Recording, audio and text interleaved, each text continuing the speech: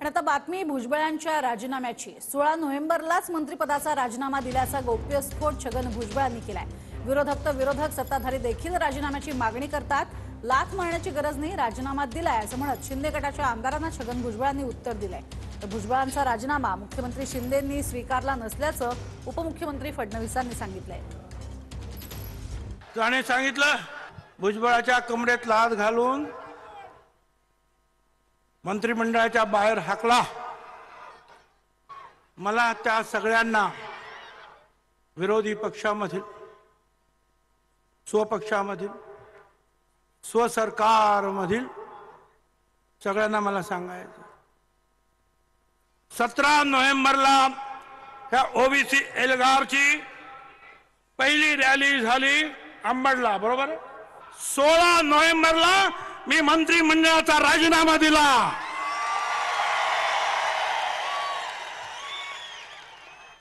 16 नोव्हेंबरला आणि मग अंबडच्या सभेला रवाना झालो।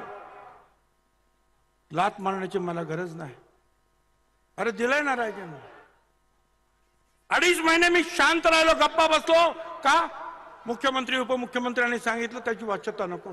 16 नोव्हेंबर रोजी मंत्रिमंडळाचा राजीनामा देऊन 17 तारखेला पहिली ओबीसी सभा घेतली असं भुजबळ म्हटलं। असं आहे की या संदर्भात मुख्यमंत्री सांगू शकतील, पण आज तरी मी एवढं सांगू शकतो की भुजबळ साहेबांचा कुठलाही राजीनामा आम्ही स्वीकारलेला नाही किंवा मुख्यमंत्र्यांनी स्वीकारलेला नाही।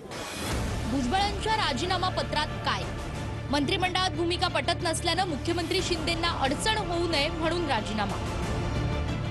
16 नोव्हेंबरला दुपारी 12 वाजता मंत्रिपदाचा राजीनामा मुख्यमंत्री शिंदेंकडे सुपूर्द। 18 नोव्हेंबरला शिंदे, फडणवीस आणि दादांनी भुजबळांबाबत बैठक घेतली। 18 नोव्हेंबरला शिंदे, फडणवीस आणि दादांकडून राजीनामा मागे घेण्याची विनंती। राज्यात कायदा सुव्यवस्थेचा प्रश्न निर्माण होईल, त्यामुळे राजीनामा मागे घ्यावा, शिंदे, फडणवीस आणि दादांकडून विनंती।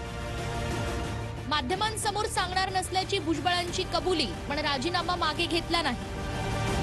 अजूनही भुजबळांचा राजीनामा मुख्यमंत्री शिंदेंकडे।